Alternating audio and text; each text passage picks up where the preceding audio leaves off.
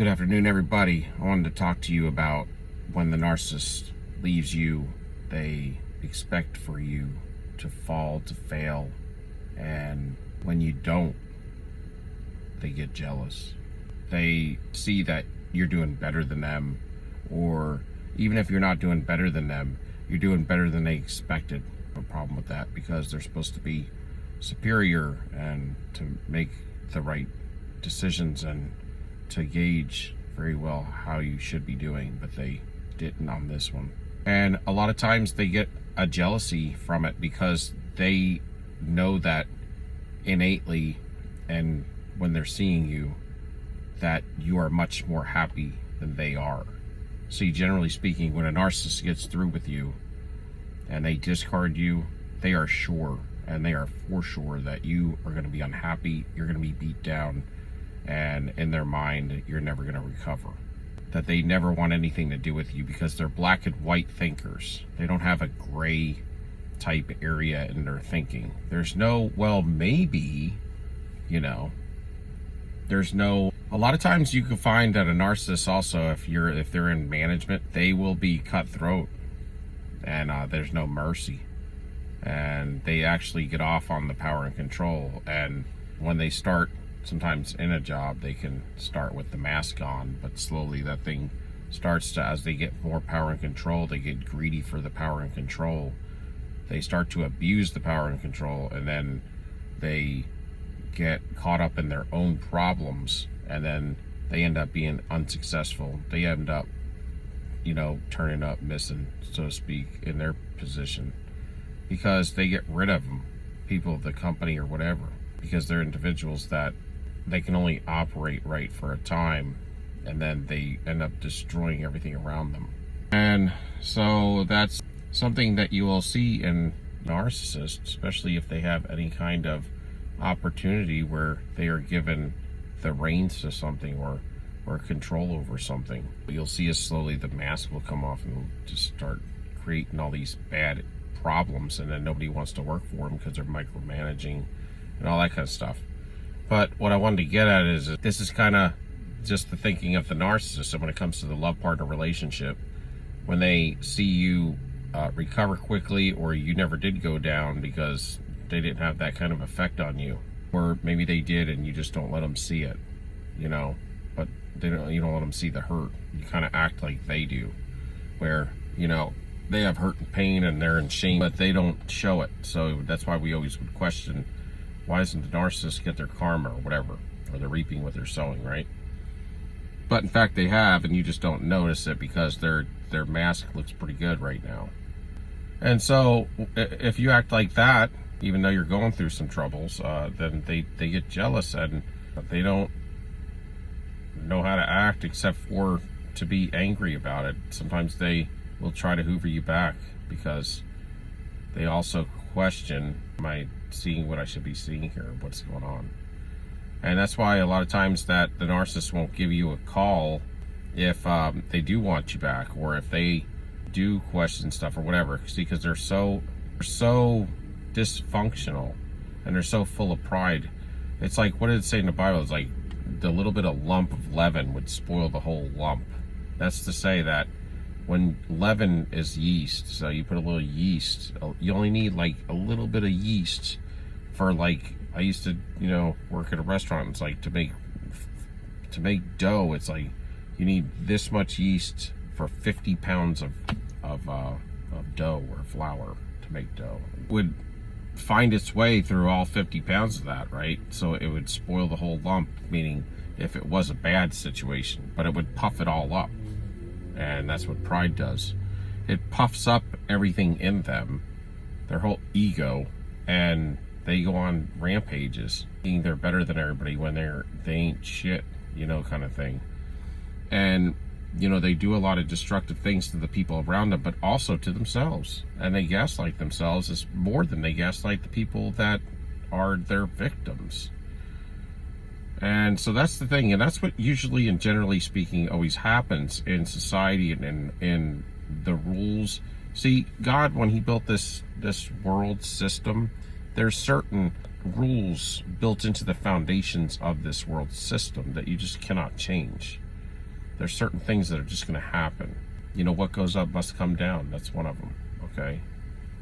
2 plus 2 is always going to equal 4.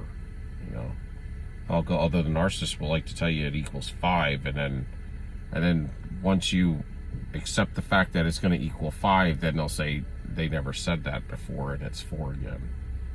You see, they just move the goalposts all the time. That's why you're oil and water with the narcissist, and they have to keep you in a confused state all the time. Because if you weren't in a confused state, you would leave them. You would leave them. They don't have anything to give. And if you weren't in a confused state, then you would actually focus in on who they are and how they are, and really getting to know them, right? And if that's how they were, completely useless and empty and had nothing to give themselves, then you would walk away. But because, you know, they copy you, they mirror you, they blame you, and confuse you, and make you second guess yourself and gaslight you, and then downgrade you by telling you you're a bunch of stuff that you're not, and then you looking for validation through them, is what it ends up turning into. And kind of because you probably didn't get no validation from your parents or whatever when you were growing up, you know. And I mean, at least in the places you should have, right? But you know, at some point when you go through this narcissism thing and you wake up to it, you realize that you have to just, you know, in cases like that, some of that was like subliminal and underneath and underlying, and it didn't happen with, generally speaking, regular individuals out there in the world that much, but it would happen more with the toxic community of people that you were around, unbeknownst to you. That's where they would play off of that, see. And you know, when they see these are ways that the narcissist sniffs you out. When they say that they sniff out the empath, and they sniff out the one they can abuse, and they find chinks in your armor. When you first meet the narcissist, they have ways about them that you know, they pick up on these things that they know they're going to catch on, that in certain, maybe in small, minute details, you are looking for validation. And most of the time, maybe nobody would notice it in the past, you know, like, because it's really not something that would be very noticeable, because it's, generally speaking, it's not that big a deal. But because it's a narcissist and they went through this stuff, and they are master manipulators, and they look to prey, you know, to suck off people, and to live through people, and drain people, and destroy people. They're parasites and predators. And so when you're a parasite and a predator, then you are very tactful at catching on to these things. And so when they sniff these things out, like, you know, in these small, minute details that you might be needing validation as they're having conversation with you. And these are ways where they target you. When people say they target you, it's stuff like this and things like this. Or they'll see that they'll start asking you questions about your past relationships, and maybe you'll tell them things that maybe you know, you felt bad about something in the relationship. See, the narcissist never feels bad about what they do in a relationship. I mean, they have certain sorts of regret, but it's different than ours. And it's more like loneliness and stuff. I mean, just certain ways about them. What they define it as is going to be always be different than how humanity defines it. But when you you know, keep it moving, for instance, and you give them nothing, you know, you don't give them anything, you're just indifferent, okay? When you're indifferent to an individual that's a narcissist, that's a predator and a parasite, you kind of destroy them. You're taking all their power away, because you don't care what they have to say. They can say whatever they want, and they're the words that they're speaking, I'm not hearing them. Basically, they have no value to me. In fact, they're literally just bouncing off of me because I don't give a damn. Or, your opinion doesn't matter. You're not important to me. When you're not important to somebody, then your opinion doesn't matter to them. And so when you are completely indifferent to them, they flip over that, man, because they're so used to having power and control over you, and now they don't. And one way that they lose power and control is when you move on, when you don't let them affect you, and you don't walk around in a sunken place, that you just, you don't put fear in man, you put it in God, and this is part of the situation that you're dealing with. That's why God kind of says that you should fear Him, and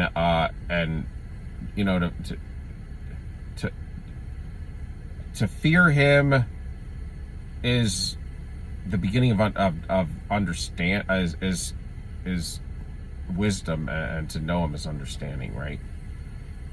And you shouldn't fear man, because it's kind of like, in certain ways, you don't want to look up to man like that either, because that's why we look to God, because it's like saying in Romans, where it would say to put man, you put humanity or His creation above the Creator. Okay, so you got to watch that stuff. And I mean, that's something that I had to hash out myself. Sometimes you do things unconsciously to some degree, and that's where the narcissist, a lot of times too, they do things unconsciously. They've been hijacked themselves, and of course they do, when they do focus in on what they're doing, and when they're in the midst of it, they do know what they're doing. They do know they're hurting you every day. They do know they're destroying. They know it's wrong. They know, because God gives you right and wrong. The problem is when you run over right and wrong for so long, then it doesn't have an effect on you anymore, and that's where you start to build a construct of a construct that is built on, when you go the wrong way, you start building a construct on fear and lack and manipulation, lying, cheating, stealing, and then covering it up, or blame shifting, and focus on destroying others, because now you're jealous when you see others that are happy, that are successful, that they may see a little piece of your vision and know that you're starting to get there, and it gives them it scares the hell out of them, because they gauge their validation of who they are and how well they're doing based on their supply sources, for one. And so if you're doing well and you were their primary grade A source of supply, and you were supposed to be the one that was always folding for them, and they were treating you like a piece of shit, and now you woke up, you stand tall, you soldier up, and you keep it moving, you give them nothing, then, and actually become successful in ways that nobody would have ever thought, including yourself. It's because you changed up your whole energy, y'all. Your whole focus. Your focus is on, God first, and more on your building a vision for your future. You're focused more on your in your future in a visionary way, not in the future as in negative ways, or in ways that what's tomorrow going to hold between me and the narcissist, because it's on a house built on the sand. You're building, when you wake up from narcissism, you start to build your house on the rock, and that's what it talks about in the Word as well. If you have wisdom and you operate and you engage with the wisdom, okay, you can have there's smart people, there's very wise individuals per se, meaning they're not wise, but they're actually high in the category of understanding and the knowledge. It's like there's a lot of people, they say knowledge is power. Yeah, knowledge is power, but if you don't put the knowledge in action, in motion, then it's not power. And this is what you see in the world today a lot of times. You see there's people that are a lot smarter, but they're dumbasses because they have the knowledge, right? They have the tools in front of them, but they refuse to do what they know they should be doing to be successful.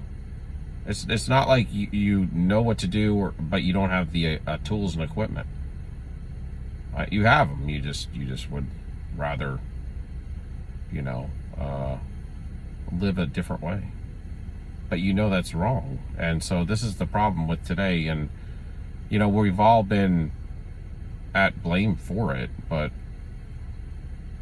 when you have knowledge ain't shit if you ain't gonna be putting it in action. That becomes the wisdom, the wise side, right? The wise side is to take the knowledge and to be wise about how you use the knowledge, and that shows that you have understanding, right? And so it's interesting stuff. But when you just don't give the narcissist anything, you just give them indifference. It's kind of like, it doesn't matter what they say. They can try to bait you into a conversation, try to triangulate you, try to contact you, and nothing's working. They get extremely jealous, and that's where the smear campaign starts. The smear campaign, in some ways, let me tell you, I'm going to give you some school. I'm going to school you right here. When they smear campaign you know what they're doing? A lot of times, they're smearing you, yes, but there's always like a side kick to this. They're smearing you because you're not talking to them, and you're not talking to them, and you're not getting at them, and you're not getting at them on the level and the way that they want you to, right? So when they smear you, they know it's a lie, and you know it's a lie, and this is a lie that they're okay with. Now, nobody else is going to know it's a lie, but to some degree, they're trying to smear the hell out of you so that you'll come back and be like, yo, why are you doing this? And to some degree, that's because they want to hoover you back, because they miss you. They miss you. You hear me? I know everybody says they don't miss you. They miss you. Yes, you're an object. They miss your fuel. And they're jealous of you, and they want to have you. They got to have you. Remember, I told you, whenever you don't want them, they got to have you. The smear campaign, to some degree, is kind of somewhat of an instinctive way of them saying, hey, talk to me, but I'm too prideful to come at you.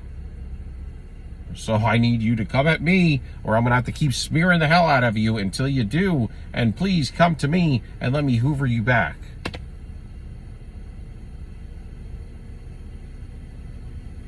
But that's not what you want to do, of course, right? I'm just telling you their mind. You got to be done with the narcissist when you wake up to narcissism. They're nuts. There's no fruit in them, and they're always devising evil. And they're always devising evil. There's no fruit in them. They're completely backwards from humanity, because just like Satan is backwards, upside down, inside out, and twisted from God, so is the narcissist, because they are an extension of the enemy. You cannot be with darkness. That's why there's heaven way above and there's hell way down below. And they are in such different locations because even they know they cannot abide with one another. And the Creator is in heaven because he can't handle it either. He can't deal with narcissists either. That's why he lives way up there, way far away from where they reside when they pass this place, unfortunately. But everything is choices, and the narcissists, they have really went down a dark road that they cannot seem to defunk, and which makes you believe that they're living Romans 1:20 through 31 that talks about them steering their heart and their mind and almost walking out the rest of their life with in sort of a state that even God has let them go. And you can see on these PETs and MRIs they talk about online that, a lot of times that those areas of their brain of love and creativity and common sense and all of that, things that you would maneuver in independence in your one self, they don't have it, man, no more. It's almost like it's fried. When it talks about searing their heart and their mind in the Bible, it's kind of like they did fry their brain. They either fried it, burnt it, or it's been so unused, it's almost like it atrophied. That's what they call this in the world of hospitalization. When you don't use a muscle, it atrophies, meaning it gets weak and it has no tone and it's just hanging. And then it's almost dying. It's living, but a lot of times when you see that, an individual doesn't have control over that muscle anymore. They've lost control over that muscle anymore, and then it just withers and withers away. And that's kind of what happened to the narcissist in certain areas of the brain. They didn't use it, so it didn't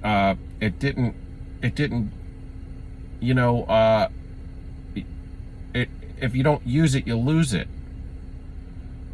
It atrophied. I mean, if you never want to go down the road of trying to love somebody, then, that center of the brain, it's there. You can use it, but you refuse to ever use it. It's going to rust out and rot. And the blood flow is not going to get there anymore. This is kind of what I'm talking about. But you got to keep it moving because they are fixed. And the only thing they know is destruction. And when somebody or something good comes into their life, a blessing, they have to pinch themselves because it's like, especially a true one, it's almost like, but they don't look at it like how they should treat a blessing. They treat it like, it's almost like they found a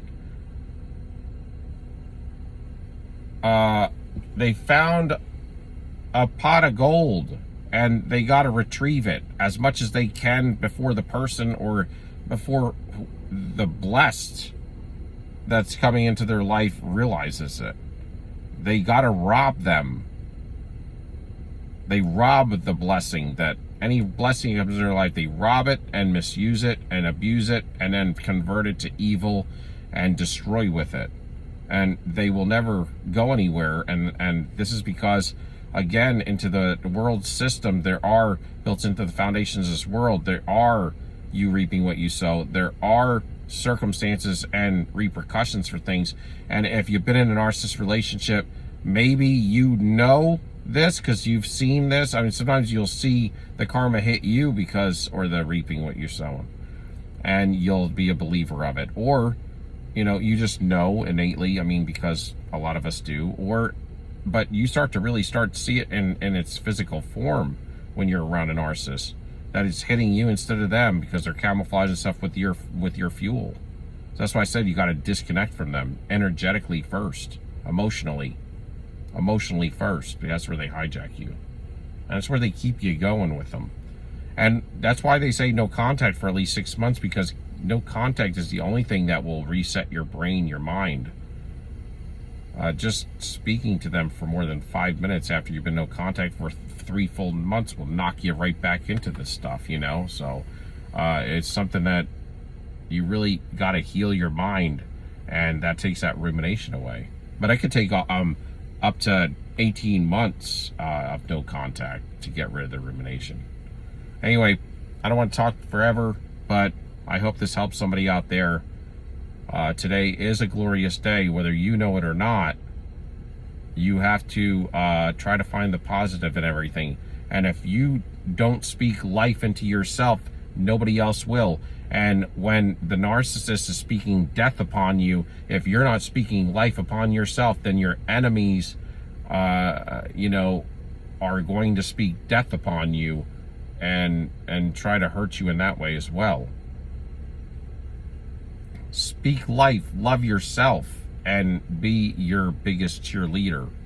Keep your vision close and don't tell too many people or nobody, but keep watering those seeds, and don't let anybody know about them, because it's better for them to know about them as they start to evolve into their fruition, because then they can't stop the growth. They can't stop the vision. They can't clamp it down, and they can't destroy it in your mind before it ever gets off the ground. And that's what they do with empaths a lot, the unawoke ones. We're awoke, so we're going to keep it moving. Till next time, stand up, soldier up, stand tall, and peace out. I love you all. We out.